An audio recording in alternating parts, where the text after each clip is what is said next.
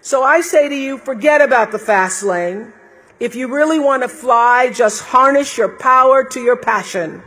Honor your calling. Everybody has one. Trust your heart, and success will come to you. So how do I define success? Let me tell you, money's pretty nice.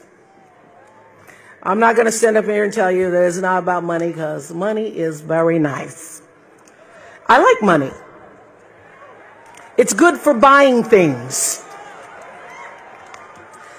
But having a lot of money does not automatically make you a successful person.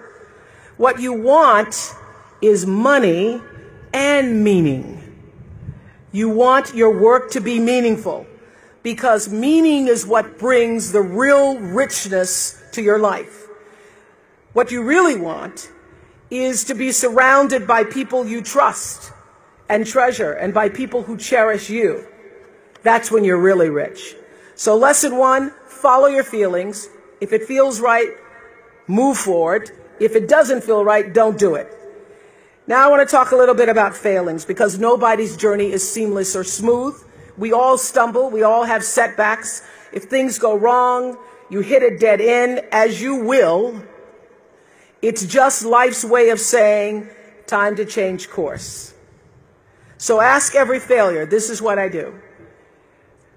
Every failure, every crisis, every difficult time, I say, what is this here to teach me? And as soon as you get the lesson, you get to move on.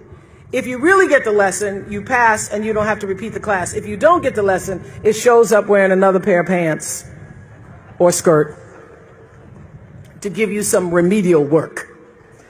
And what I found is that difficulties come when you don't pay attention to life's whisper, because life always whispers to you first. And if you ignore the whisper, sooner or later, you'll get a scream. Whatever you resist persists, but if you ask the right question, not why is this happening, but what is this here to teach me? What is this here to teach me? It puts you in the place and space to get the lesson you need. That you have to live for the present. You have to be in the moment. Whatever has happened to you in your past has no power over this present moment, because life is now. But I think she's also saying, be a part of something. Don't live for yourself alone. This is what I know for sure. In order to be truly happy, you must live along with, and you have to stand for something larger than yourself, because life is a reciprocal exchange. To move forward, you have to give back. And to me, that is the greatest lesson of life. To be happy, you have to give something back.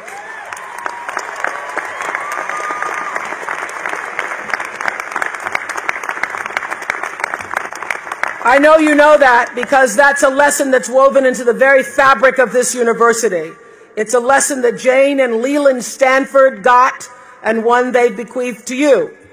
Because all of you know the story of how this great school came to be, how the Stanfords lost their only child to typhoid at the age of 15. They had every right and they had every reason to turn their backs against the world at that time, but instead they channeled their grief and their pain into an act of grace. Within a year of their son's death, they'd made the founding grant for this great school, pledging to do for other people's children what they were not able to do for their own boy. The lesson here is clear, and that is, if you're hurting, you need to help somebody else ease their hurt.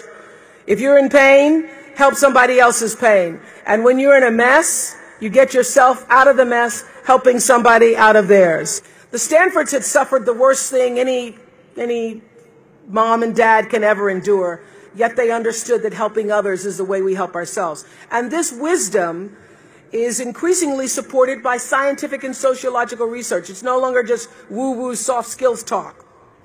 There's actually a helper's high, a spiritual surge you gain from serving others. So if you want to feel good, you have to go out and do some good. It's because I know this for sure, that doing good actually makes you better. So whatever field you choose, if you operate from the paradigm of service, I know your life will have more value and you will be happy. So let me end with one of my favorite quotes from Martin Luther King. So Dr. King said not everybody can be famous, but everybody can be great because greatness is determined by service. Yet those of you who are history scholars may know the rest of that passage. He said, you don't have to have a college degree to serve. You don't have to make your subject and verb agree to serve. You don't have to know about Plato or Aristotle to serve. You don't have to know Einstein's theory of relativity to serve.